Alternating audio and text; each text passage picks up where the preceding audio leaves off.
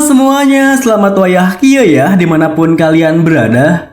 Kembali lagi bersama Mamang dan di video kali ini kita bakal lanjutin manhwa regresi Demon Lord. Kita masuk di part 8. Di awal video ini, setelah keluar dari bangunannya, di halaman, Zeke dan juga Neng Lupella bisa melihat sebuah patung Vel yang begitu dikerumuni, dikelilingi aura kehitaman yang begitu pekat. Dan tepat di bawahnya muncul sebuah air mancur raksasa yang seketika membasahi sekitarnya, yang perlahan-lahan membanjiri meluap ke wilayah rumah tersebut. Ketika Zeke dan Lupella hanya terdiam menatap keanehan itu, tepat di belakangnya muncul sang wakil wali kota yang memegang buku sihir miliknya sembari berkata, "Indah bukan?" Mendengar perkataannya, Neng Lupella dan juga Zeke langsung berbalik ke arahnya.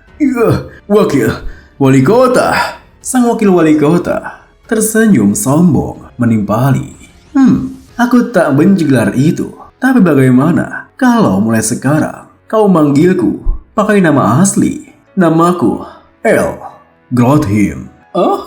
Kenapa ekspresimu seperti itu? Tidak suka dengan pemandangan di depanmu kah? Dengan wajah yang begitu kesal, Neng Lupella berkata, "Aku merasa ritualnya sudah terganggu." Namun, El Grothim langsung menyangkalnya. "Maaf saja, tapi lukisan yang kau buat di patung itu tak berpengaruh apa-apa." Neng Lupella bertanya, "Kenapa kamu bisa tahu?"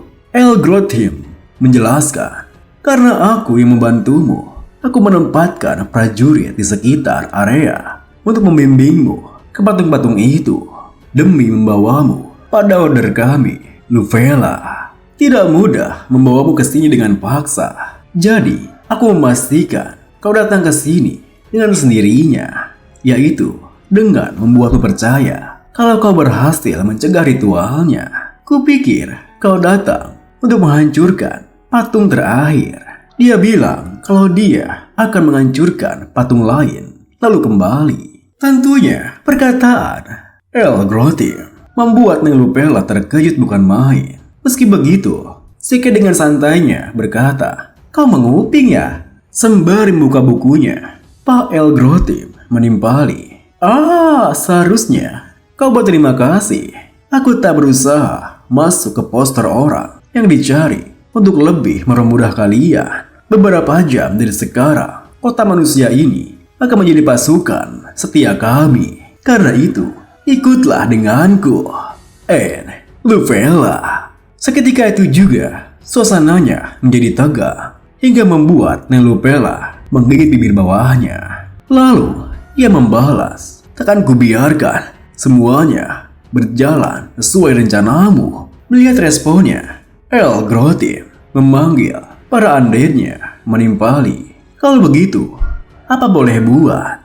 Aku harus menggunakan kekerasan." Setelah mengatakan itu, para andirnya kini mengelilingi Zeke dan juga Neng Lupella. Hingga Neng Lupella berkata pada Zeke, "Terima kasih, Zeke." Tentunya Zeke yang tak mengerti maksudnya membalas, "Untuk apa?"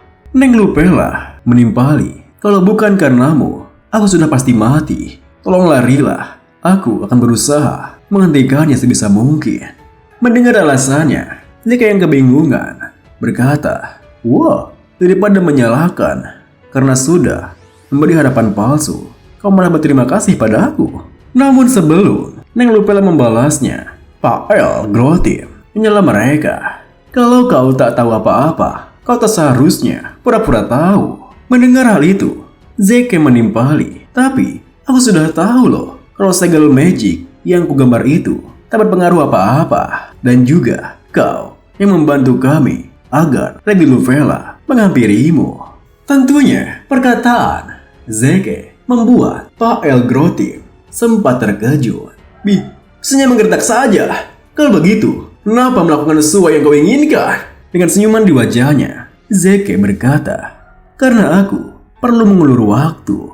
Di tengah keterkejutan Pak El Grothim, terdengar sebuah ledakan keras tak jauh di sekitar mereka. Bersamaan dengan Zeke yang melanjutkan, "Ya, aku perlu mengulur waktu untuk dia." Aku rasa kau takkan tahu siapa yang kumaksud.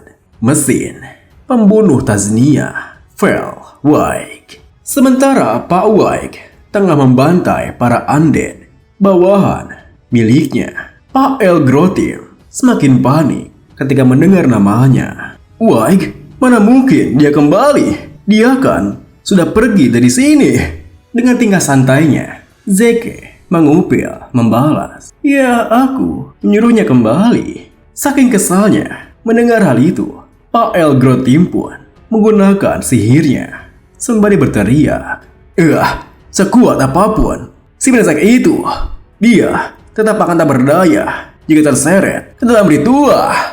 Setelah mengatakan itu, sihirnya membuat suasananya semakin mencekam, di mana tanah yang mereka pijak bergejolak hingga puncaknya dari air mancur di belakang mereka muncul sebuah naga air yang begitu ganas menatap ke arah Zeke dan juga Nengluvela. Melihat hal itu, Zeke pun langsung melindungi Nengluvela. "Jangan panik, tetaplah di belakangku." Ini ternyata Nengluvela kini memberikan blessing kepadanya hingga membuat Zeke kebingungan. Meski begitu, Nengluvela menuturkan, "Aku adalah kandidat Priestess Carwidman. Aku akan ikut bertarung." Melihat sikap gigihnya, Zeke tersenyum membalas, "Wah, bisa diandalkan sekali." Dengan begitu, Zeke pun kini bersiap dan bertarung melawan naga airnya, di mana ketika naga airnya melesat ke arahnya, Zeke langsung menghalaunya menggunakan pedangnya. Tras! Namun saking kuatnya naga air itu, tiba-tiba saja mereka berdua terguyur tubuh sang naga airnya ketika Zeke berhasil melesat masuk ke mulut naga air itu. Melihat hal itu, Pak Elgrotim pun tersenyum puas berkata, memakan waktu memang, tapi kurasa hasilnya cukup memuaskan. Takkan ada orang yang bisa bertahan dari..." Namun tiba-tiba saja ia menghentikan kalimatnya karena dikejutkan ketika melihat Zeke dan juga Nengluvela setelah terguyur oleh air yang begitu banyak. "Apa? Segitu saja kah?" Pak Elgrotim pun yang sangat terkejut berkata, Kenapa? Padahal kau sudah terkena langsung." Zeke membalas, "Sebesar apapun bilar air, kalau tekanan airnya dikurangi, maka itu cuma akan seperti air terjun saja." Sampai juga ternyata tak jauh di dekat Pak Elgrotim, Paladin Wyke telah tiba di sana. Dengan begitu, berlumuran darah setelah menghabisi para undead pada bawahan Pak Elgrotim. Melihat kedatangannya, Pak Elgrotim pun seketika merasa panik. "Vel Wyke, akan kubuat kau menjadi persembahan." Namun sebelum Pak Elgrotim melakukannya, Paladin Wyke telah menyerangnya hingga ia menjatuhkan buku sihirnya. "Kau!" Lalu ketika bukunya terjatuh ke tanah, Paladin Wyke langsung menusuknya hingga meledak hancur seketika. Artifak Vel yang hina, benar-benar menjijikan. Lalu setelah bukunya hancur, Fatung Vel yang mengapung di udara kini jatuh ke tanah. Namun meski begitu, tiba-tiba saja terjadi guncangan di tanah yang mereka pijak yang membuat Pak Elgrotim merasa jika ritualnya tengah berjalan. Inilah permulaannya. Akhirnya hari penghukuman dewa tiba juga.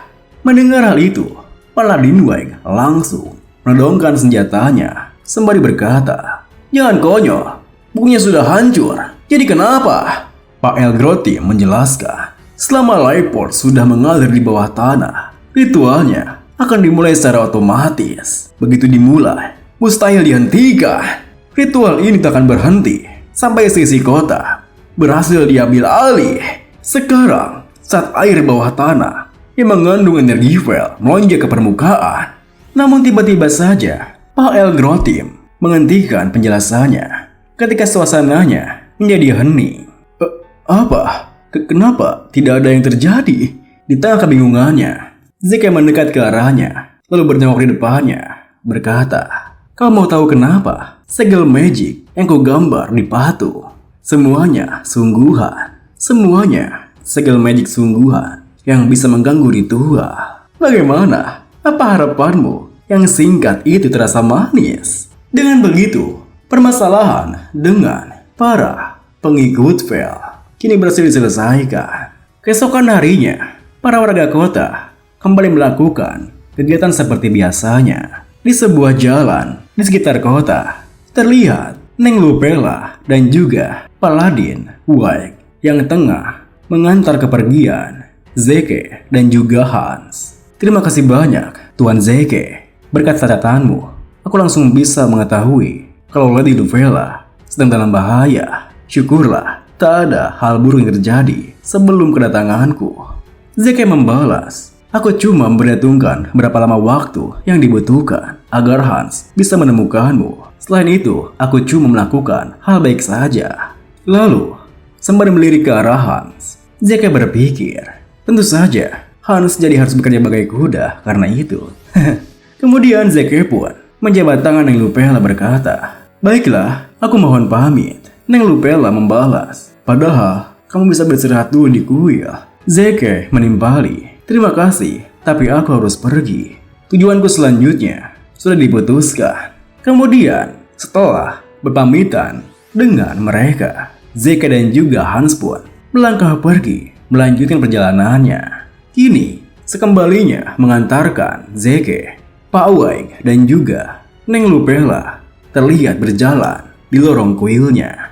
Sembari mengobrol, "Aku sudah dengar dari Hans kalau Zeke itu putra tertua di keluarga Stillwell." Tentunya hal itu membuat Paladin White terkejut. "Keluarga Stillwell? Keluarga pelindung hebat kerajaan yang itu?" Neng Lupella tersenyum, menuturkan, "Iya, tapi aku tidak tahu dia sedang serius atau bercanda." Paladin White pun tertegun lalu membalas, "Begitu ya, kalau begitu sebaiknya kita tidak mencantumkan Tuan Zeke dalam laporan. Kalau mereka tahu dia mengajari kita cara membuat segel magic untuk mengganggu ritual, maka Vel pasti akan mengincar Tuan Zeke." Neng Lupella yang setuju dengannya pun berkata, "Iya, begitulah." Kemudian Paladin White berpamitan, "Lady Lupella, saya akan pergi menemui Popet terlebih dahulu." Neng Lupella menimpali, "Baiklah, terima kasih ya." Di saat kemudian, setelah kepergian Paladin White, muncul seorang pria yang tiba-tiba saja menyapa Neng Lupella. Permisi, apa Anda Lady Ain Lupella?" Mendengar suaranya, Neng Lupella berbalik ke arahnya, bertanya, "Kamu siapa?" Pria itu tersenyum, membalas, Halo, saya Green Zenard." Melihat lambang pada zirahnya, Neng Lupella menimpali, "Kamu elit dari Grail Knight yang diminta membantu Women Order ya?" Grand pun dengan sopan membalas, "Bisa menjadi sukarela Women sebagai orang luar merupakan satu kehormatan bagi saya." Neng Lupella yang merasa aneh dengan tingkahnya pun bertanya, "Kenapa kamu bisa kenal denganku? Apa dulu kita pernah bertemu?" Grand beralasan, "Orang lain memberitahu saya tentang Anda. Saya bermaksud mengenalkan diri saya di suasana yang lebih publik. Namun tampaknya kondisi Anda sedang kurang baik. Maaf kalau saya lancang, tapi mungkin Anda sedang mengkhawatirkan sesuatu. Jika berkenan, saya bersedia mendengar kekhawatiran Anda." Tentunya Neng Lupella yang merasa aneh langsung menolaknya. Terima kasih, tapi kamu tidak perlu repot-repot. Sekarang ini, aku tidak mengkhawatirkan sesuatu kok. Sepertinya aku kelihatan khawatir begini karena kelelahan." Melihat reaksinya, Grand pun menghela napasnya membalas, Maaf, saya tidak bermaksud untuk menahan Anda saat sedang lelah. Silakan beristirahat. Senang bertemu dengan Anda." Dengan begitu, Neng Lupella pun kini melangkah pergi, meninggalkan Grand yang terdiam menatap kepergiannya sembari bergumam, "Ada perubahan." Sementara itu, di dekat pertambangan kota Sewell, terlihat Hans yang baru saja mengalahkan seekor monster. Melihat hal itu, Zeke pun memujinya. Oh, sekarang sudah bisa membunuh sebuah troll besar ya? Hans hanya tertawa membalasnya. Hahaha, ya. Namun, tiba-tiba saja mereka dikejutkan ketika mendengar sebuah teriakan. Wah, tolong! Wah! Ternyata ada seorang pria muda yang tengah berlari dikejar-kejar oleh beberapa goblin. Melihat hal itu, Zeke pun langsung memusnahkan para goblinnya dengan satu huntusan pedangnya. Yes. Dengan begitu, si pria muda itu pun langsung berterima kasih kepada mereka. Haha, terima kasih, nyawaku jadi terselamatkan. Dengan datarnya, Zeke membalas, iya, sama-sama. Kemudian, Hans yang merasa aneh bertanya, tapi kenapa kau bisa dikejar goblin seperti itu?